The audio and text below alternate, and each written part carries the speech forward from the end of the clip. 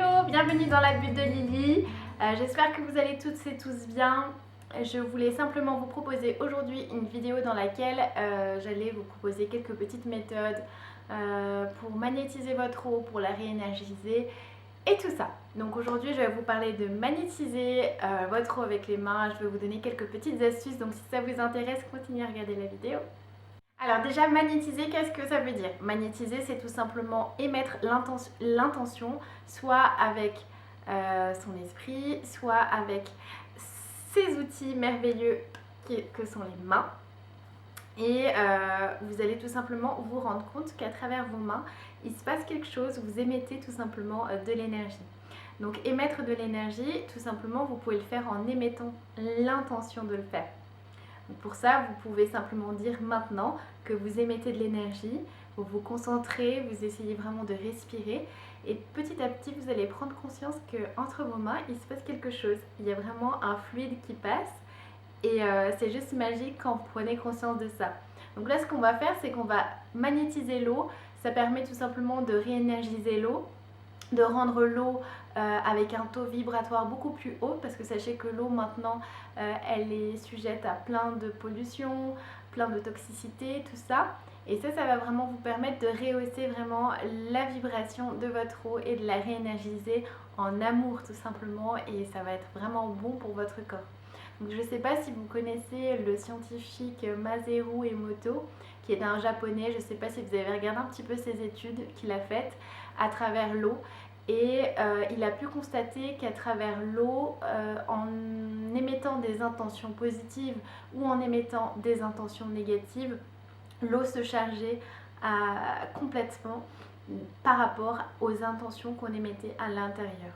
Donc c'est juste génial parce qu'il est carrément entré à l'intérieur de l'eau, donc dans les molécules de l'eau, et on s'aperçoit vraiment que l'eau est un être vivant et qu'elle est vraiment pure énergie et qu'elle va s'adapter à chaque pensée qu'on peut avoir à son sujet. Donc c'est ça qui est juste merveilleux d'en prendre conscience, puisqu'on est composé quand même à partir de 90% d'eau, et que toutes nos pensées qu'on a par rapport à nous, nos pensées qu'on émet des pensées négatives par rapport à notre corps, par rapport à qui on est, etc., et bien notre corps se charge de ces pensées-là. Donc c'est vachement important d'en prendre conscience, et c'est vraiment impressionnant. Une fois que vous avez compris vraiment que tout ce que vous émettez, toutes les intentions que vous émettez à votre sujet, et même à l'égard des autres, ça s'imprime dans nos cellules.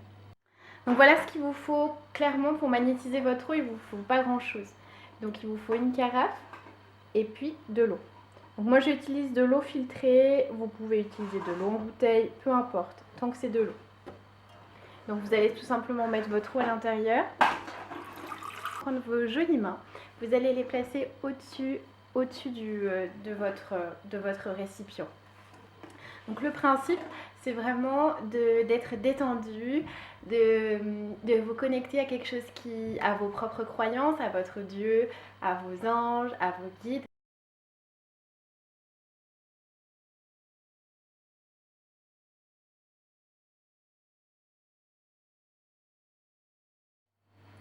Donc ce que vous pouvez utiliser également pour redynamiser votre eau, la charger en positif, vous pouvez utiliser la fleur de vie. Donc ça c'est un petit dessous de verre. Vous pouvez le mettre en dessous, sous votre carafe d'eau, sous votre tasse, etc. Et vous pouvez également utiliser ce type d'autocollant en fait. Alors la fleur de vie, qu'est-ce que c'est? La fleur de vie, c'est une géométrie sacrée, c'est une des formes les plus puissantes qu'on utilise en méditation le plus souvent et qui permet d'attirer l'énergie vers soi. Elle est composée en fait de 13 petites sphères qui reposent sur de nombreuses lois mathématiques et géométriques, de points de rencontre, etc.